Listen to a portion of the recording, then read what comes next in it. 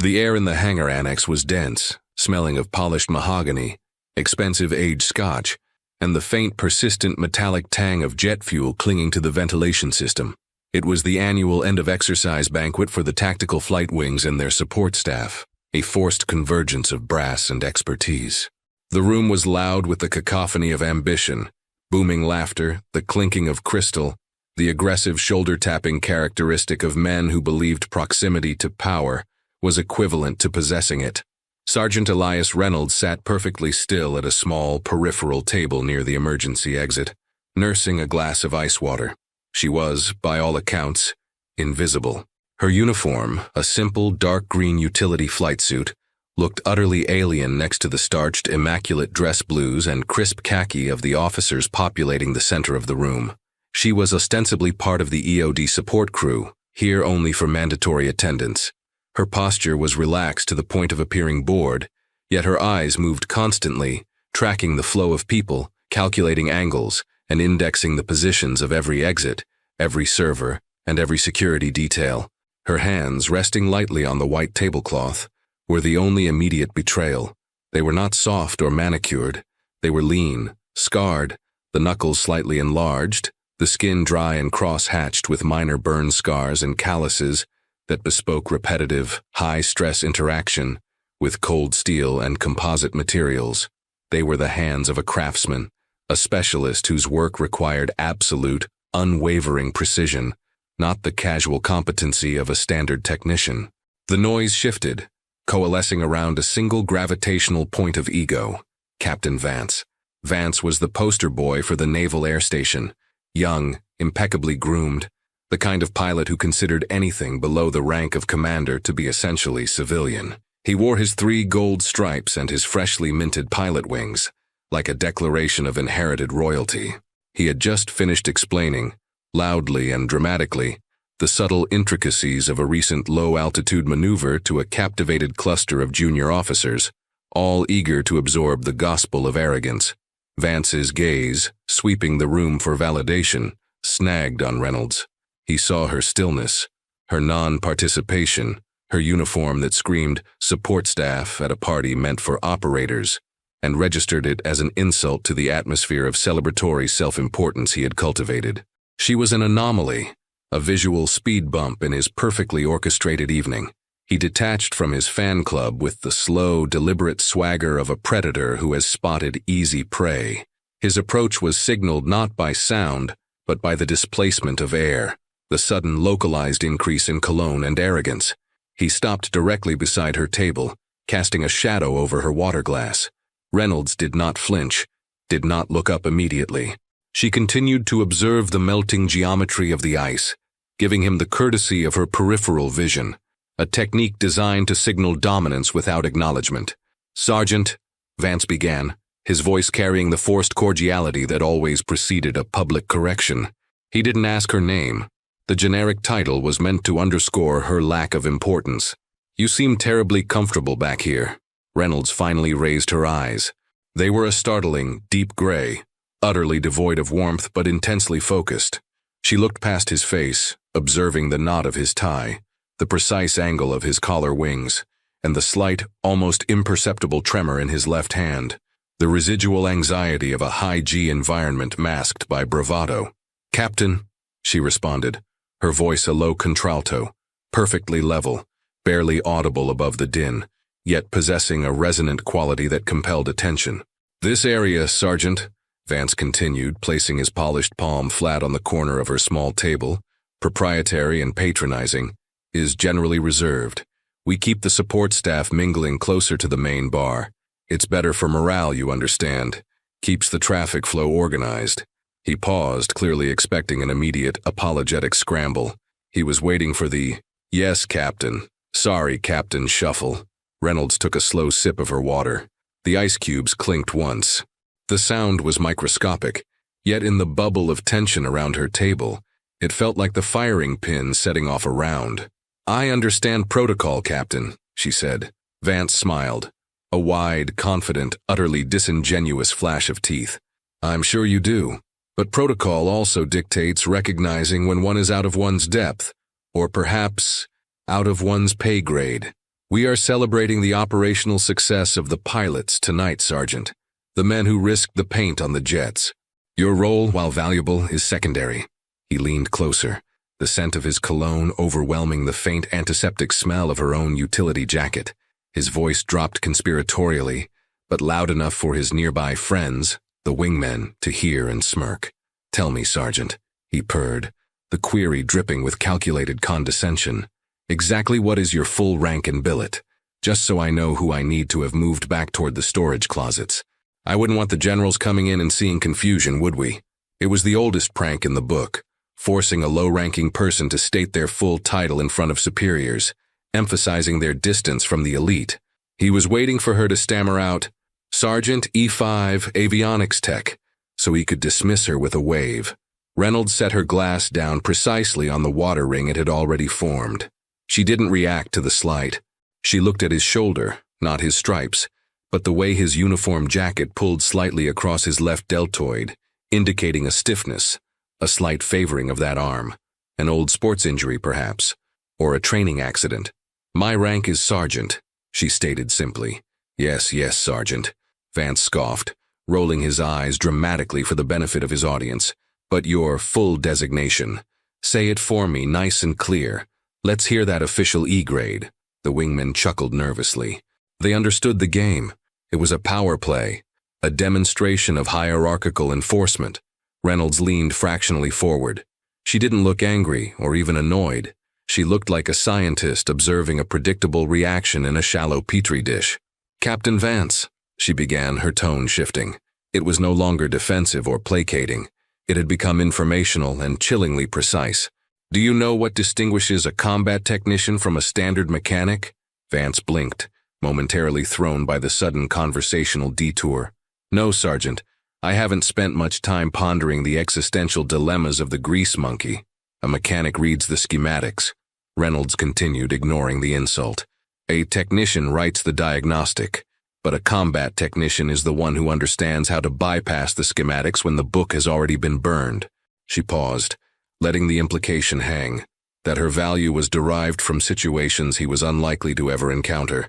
The battlefield failure, the desperate fix under fire. Vance straightened up, losing patience. He sensed the conversation was slipping out of the narrative he intended. That's lovely, Sergeant. Very inspirational.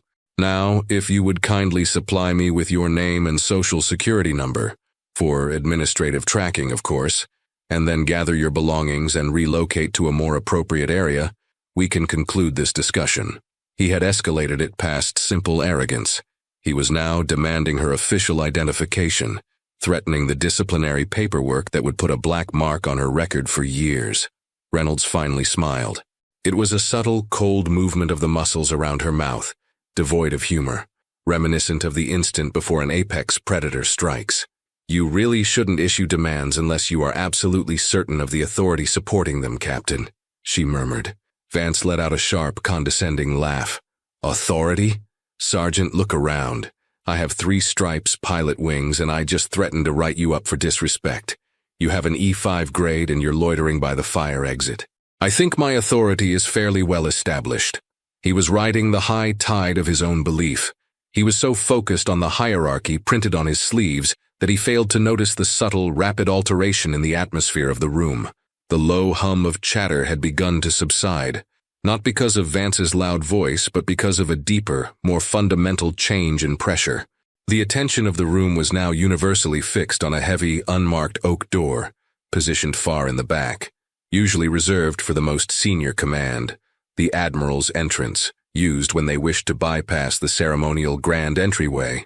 A low-ranking Marine Corps aide, stiff with formality, opened the door with the silent, practiced grace of a butler presenting the main course, and then they entered. They moved as a single devastating unit. 5 men. They were not colonels. They were not even 1-stars.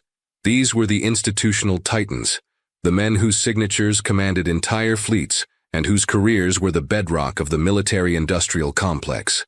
Admiral Thorne, commander of the Pacific Fleet, led the group.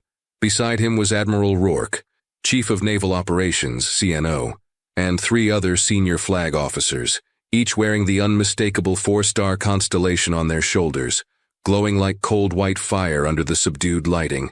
They were clad in their ceremonial dress whites, a blinding display of rank and history.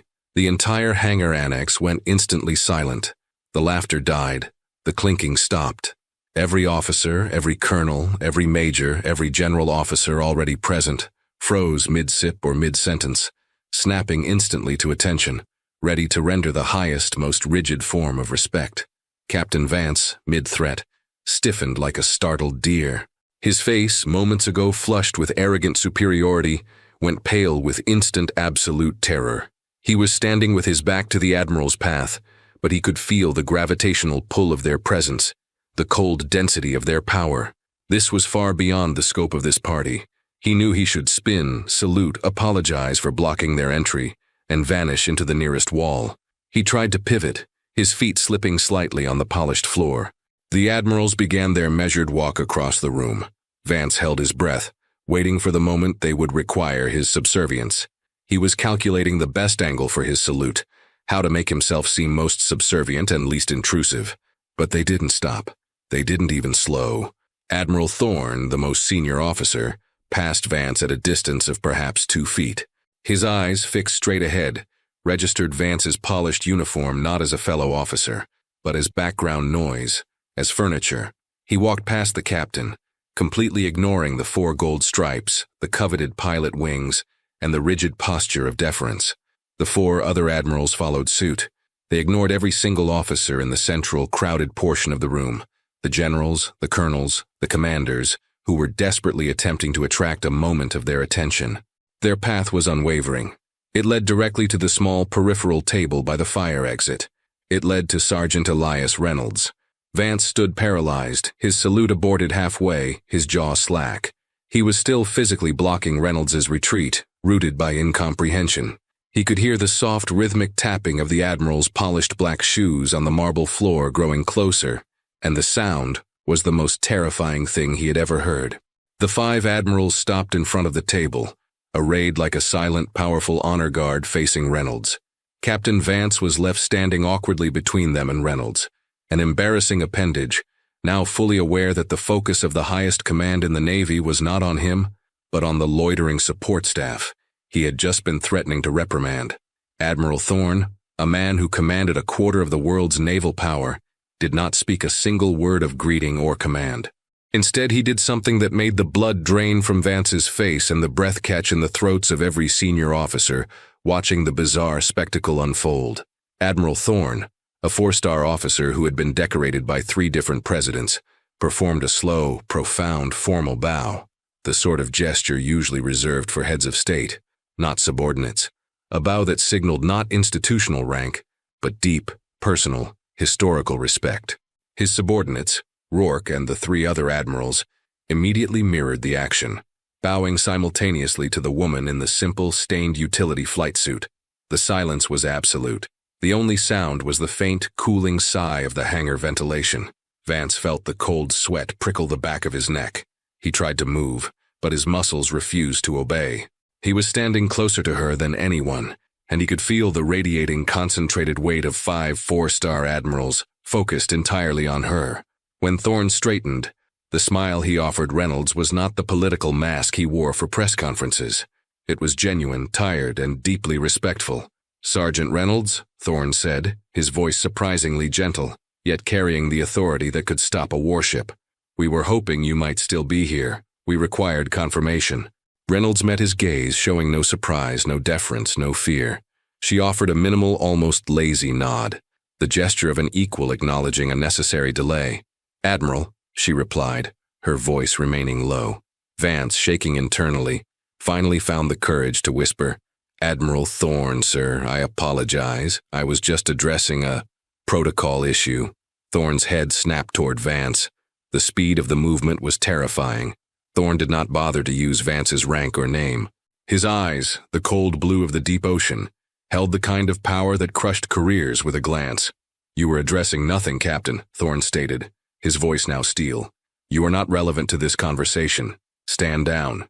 The dismissal was total, annihilating. Vance felt the entire structure of his military pride collapse. Thorne turned back to Reynolds. He leaned in, closer than was appropriate conspiratorially, yet in front of hundreds of witnesses. making the interaction excruciatingly intimate and visible. "We have confirmation, Sergeant. The location is clear. Perimeter is secured. We need you to verify the configuration of the package. Only you have the schematics for the MK-19 variable density charge." Vance's mind was reeling. MK-19, variable density charge. EOD work, yes. But the MK-19 was not standard issue. It was a phantom. The kind of bespoke weapon talked about only in the deepest black ops circles. And she didn't just know the charge, she had the schematics. Thorne glanced at the utility jacket Reynolds was wearing. His gaze lingered for a second on a small, dark patch near her left shoulder pocket.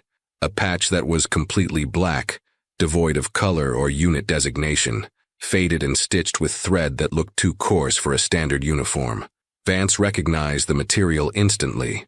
It was an unofficial, non-regulation cover for a unit designation so sensitive it was never publicly displayed. It was the material they used to cover the unit insignia of the deepest, most compartmentalized operators, the ghosts. Thorne then reached into his dress jacket and pulled out a small, heavy silver pin. Not a standard award, but a specialty insignia, intricately shaped like a coiled snake wrapped around a stylized arrowhead. He extended the pin toward Reynolds. "The command requested that you wear this, Sergeant," Thorne said, his tone shifting back to the deep respect reserved for a true master of their craft, "for identification on the site, considering the sensitivity of the operation." Reynolds looked at the pin, the symbol of a black budget unit that officially did not exist, a unit whose members were legends whispered about in secure facilities, the operators who solved problems that generals couldn't even discuss, the men and women who earned the highest respect not through years of peacetime command, but through impossible success in the field. She looked at Thorne, then at the admirals flanking him, all 4 stars, all subservient to her operational authority on this specific mysterious assignment. "It won't be necessary, Admiral," Reynolds stated calmly. "The only identification required is the signature on the authorization chit, and they already know my signature." She rose slowly to her feet, the action fluid and utterly self-possessed. She looked down at Captain Vance, who was still standing rigid, a statue of horror and realization. He finally understood. She wasn't a low-grade tech who mistakenly wandered into the high-brass area. She was the reason the high-brass area existed. She was the necessary, brutal engine of the entire system. She was the operational commander of something far above their collective pay grade. She was the legend. "Captain Vance," she said, finally addressing him, her gray eyes locking onto his for the first time. The intensity was debilitating. "When you file that report for disrespect, make sure you send it to the CNO's office. He can forward it to the appropriate chain of command." She gestured toward Admiral Rourke, the Chief of Naval Operations, who was standing immediately to her right, his face grave and impassive. Rourke offered Vance a curt, cold nod of acknowledgement, the confirmation of his immediate, inevitable doom. Reynolds walked away from the table. Admiral Thorne immediately moved to flank her left, Rourke to her right. The remaining 3 admirals fell into formation behind her, forming a perfectly disciplined, 5-star escort. They moved toward the unmarked oak door, ignoring the hundreds of stunned officers who parted instantly, creating an aisle of silence and shame. Captain Vance was left alone, standing next to the empty table, his abortive salute now drooping, the scent of his expensive cologne mixing nauseatingly with the sudden, metallic taste of fear in his mouth. He had asked a ghost for her rank as a prank, and in return, 5 admirals had bowed to her. He had mistaken silence for subservience, and a utility jacket for irrelevance. He had just learned the harshest lesson the military could offer. Rank is a ladder, but reputation, the kind earned in blood, fire, and classified darkness, is the ceiling. The oak door closed silently behind the 6 figures. The sound in the hangar annex slowly, agonizingly began to return, but for Captain Vance the silence had already become permanent. If you believe respect is earned by blood and not by rank, type respect in the comments.